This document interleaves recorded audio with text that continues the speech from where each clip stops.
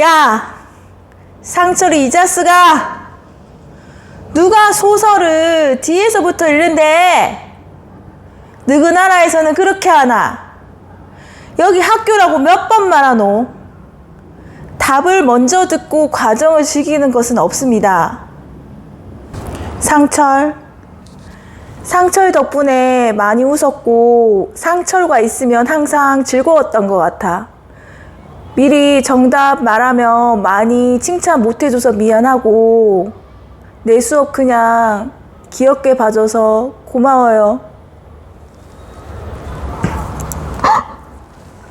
선행을 해야 하나 말아야 하나에 대한 답변 제가 자신있게 해드리겠습니다. 답은 때에 따라 다르다. 답변에 실망하신 분들을 위해 제가 무엇을 해야 하고 무엇을 하면 안 되는지, 왜 때문인지 자세히 알려드리겠습니다. 우선 저학년, 고학년의 차이가 있으니 저학년, 고학년 기준으로 나눠서 답변을 말씀드리면 저학년은 안 하는 것이 맞는 요소가 많고 고학년은 해도 되는 요소가 많습니다. 이 설명만 듣고 또 저학년은 아예 안 하고 고학년은 다 해야 해가 아니니 계속해서 들어주세요.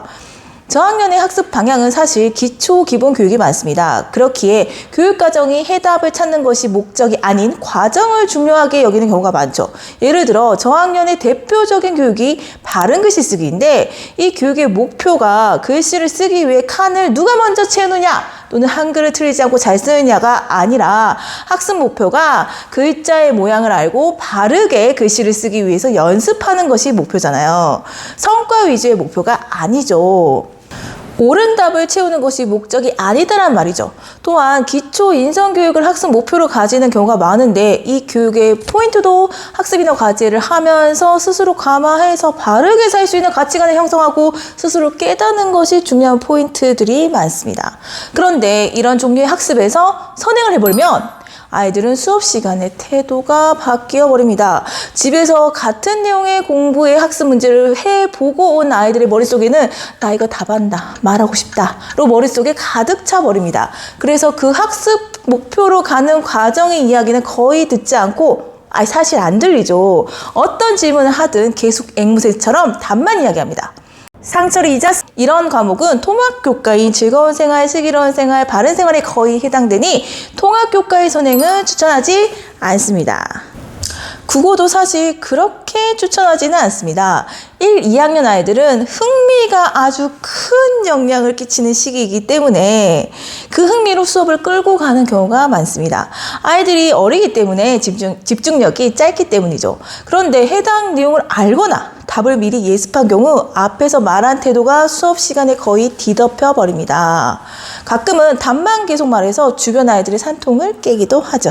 누가 소설을 뒤에서부터 읽는데? 국어 역시 같은 답이라도 그렇게 생각한 사고 과정과 창의력이 중요한 과목이라 과정을 중요하게 여기는 경우가 많습니다. 특히 자기 생각을 말하는 경우는 정답이 없는 경우도 많고 답이 열려있는 경우도 많습니다. 다른 친구들의 다양한 생각을 들어보고 비교해야 하는 경우도 많은데 이미 답을 알고 있다는 이유로 수업 시간에 잘 듣지 않고 답만 앵무새처럼 말합니다. 그래서 국어의 경우 같은 교과서 학습 내용의 선행보다는 비슷한 수준의 글을 읽고 내용을 파악하고 자신의 생각을 써보는 공부 확장을 추천합니다.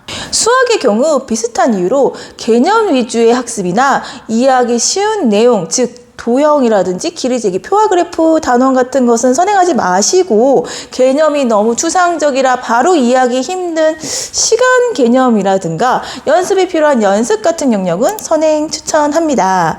다만 교과서 내용을 그대로 하면은 앞서 말한 대로 아이의 흥미를 떨어뜨릴 수 있으므로 비슷한 수준의 다른 문제를 접하게 하는 것이 좋습니다.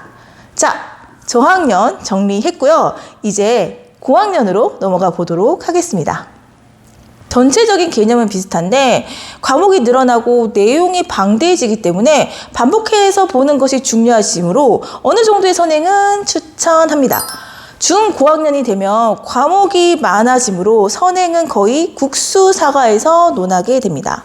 저학년과 마찬가지로 과목의 성격에 따라 선행 여부가 조금씩 달라지고 여기에 조금 더 덧붙여 아이의 성향을 파악하셔서 선행을 시키는 것이 좋습니다. 국어에서 독해력을 조금 보충해야 하는 학생이라면 교과서 본문의 글을 한 두세 번 정도 읽고 가게 하거나 경우에 따라서 비슷한 성격의 글쓰기를 해보는 것도 좋고요. 수학은 중학년으로 가면서 개념도 어려워지고 연산도 점점 복잡해지기 시작해 아이가 처음 듣는 학교 수업에서 바로 따라가지 못하면은 선행을 고려할 만합니다. 성향에 따라 선행의 비중을 둘지 또는 복습의 비중을 둘지 아이의 진로와 성향에 따라서 결정하시면 됩니다. 사회과학은 사실 초등학교에서는 중학교, 고등학교에 비해 기본적인 이해도만 평가하는 정도입니다. 제 다른 영상에서도 설명했듯이 나선형 교육과정으로 초등 사회과학 내용이 중고등학교에서 동일한 주제를 다양한 깊이와 넓이로 배우게 됩니다. 그래서 이 두 과목은 중고등학교까지 이어지는 방대한 내용으로 교과서 위주의 선행보다는 주제 선행의 개념으로 탄탄하게 개념을 잡기 위해 꾸준히 공부하는 것이 좋습니다. 오늘 이렇게 선행학습을 해야 하나 말아야 하나에 대한 이야기를 해보았습니다.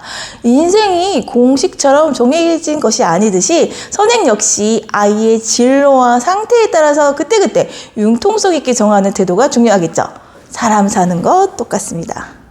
오늘 영상도 귀엽게 봐줘서 고마워요.